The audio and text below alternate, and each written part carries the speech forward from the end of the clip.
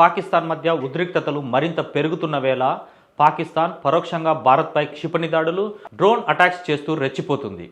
దేశ భద్రతకు సవాలు విసురుతున్న ఈ పరిస్థితుల్లో భారత రక్షణ వ్యవస్థ అప్రమత్తమైంది. పాక్ చర్యలకు తగిన ప్రతిస్పందన ఇస్తూ భారత సైన్యం పటిష్టంగా ఎదురొడ్డి పోరాడుతుంది. ఈ నేపథ్యంలో రక్షణ మంత్రి రాజ్నాథ్ త్రివిధ దళాధిపతులతో అత్యవసర భేటీ నిర్వహించారు. ఆపరేషన్ సింధూర్ తర్వాత ఏర్పడిన భద్రతా పరిస్థితులపై ఈ భేటీలో సమీక్ష జరిగింది.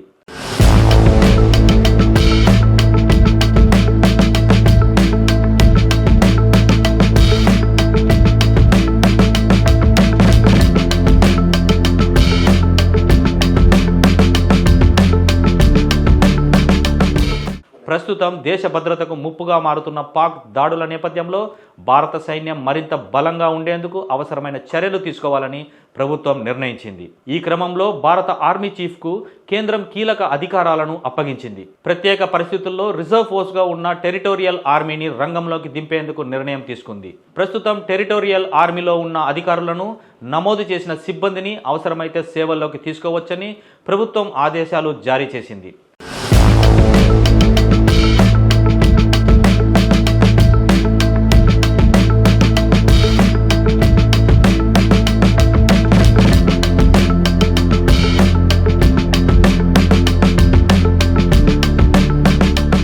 టెరిటోరియల్ ఆర్మీ సాధారణంగా ఇతర ఉద్యోగాల్లో కొనసాగుతున్న వారు స్వచ్ఛందంగా సేవలు అందించే విధంగా ఉంటుంది.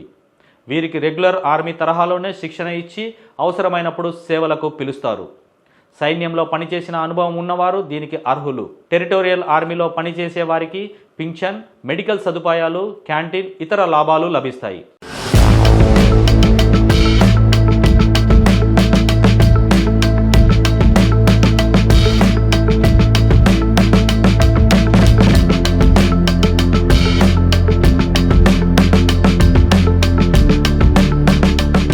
ఇంతకు ముందు 1962 చైనా యుద్ధం, 1965 మరియు 1971 భారత్ పాకిస్తాన్ యుద్ధాల్లో టెరిటోరియల్ ఆర్మీ కీలక పాత్ర పోషించింది.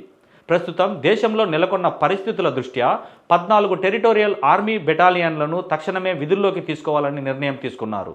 ఈ బెటాలియన్లు రెగ్యులర్ ఆర్మీతో కలిసి పనిచేస్తూ శత్రు దాడులకు సమర్థంగా స్పందించేందుకు సిద్ధంగా ఉంటాయి.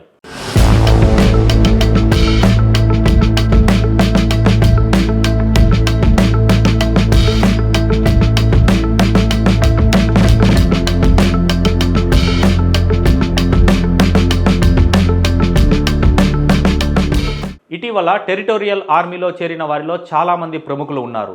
టీమిండియా మాజీ captain MS Dhoni lieutenant colonel హోదాలో 106A బెటాలియన్ పారా రెజిమెంట్లో పనిచేస్తున్నారు. దీనికోసం అతను శిక్షణ కూడా తీసుకున్నాడు. అదేవిధంగా సచిన్ టెండూల్కర్ గ్రూప్ కెప్టెన్గా భారత వైమానిక దళంలో ఉన్నారు. ఈ ర్యాంక్ను 2010లో సచిన్కు ఇచ్చారు.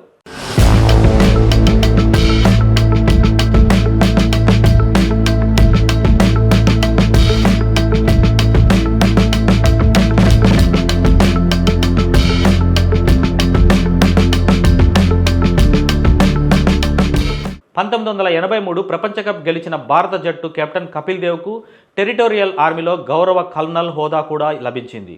కపిల్ దేవ్ కూడా భారత సైన్యానికి చాలాసార్లు తన సేవలు అందించారు. టెరిటోరియల్ ఆర్మీలో పనిచేయడం అంటే దేశానికి అవసరమైన సమయంలో ముందుకు వచ్చి సహాయపడడం. గతంలో క్రికెటర్ హేము అధికారి 2వ ప్రపంచ యుద్ధంలో పాల్గొన్న చరిత్ర కూడా ఉంది. ఈ విధంగా దేశం క్లిష్ట పరిస్థితుల్లో ఎదుర్కొన్న వేళ టెరిటోరియల్ ఆర్మీల రిజర్వ్ శక్తి ఉపయోగించుకోవడం భారత రక్షణ వ్యూహంలో కీలక ముందడుగు అని చెప్పవచ్చు.